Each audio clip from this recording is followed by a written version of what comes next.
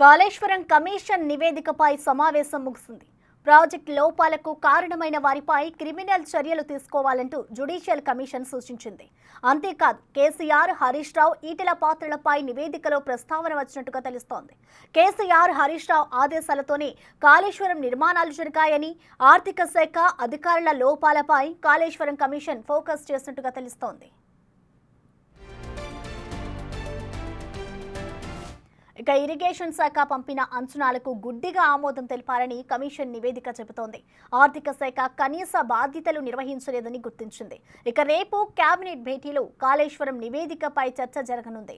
ఇప్పటికే report study చేసేందుకు అధ్యయన కమిటీ ఏర్పాటైంది.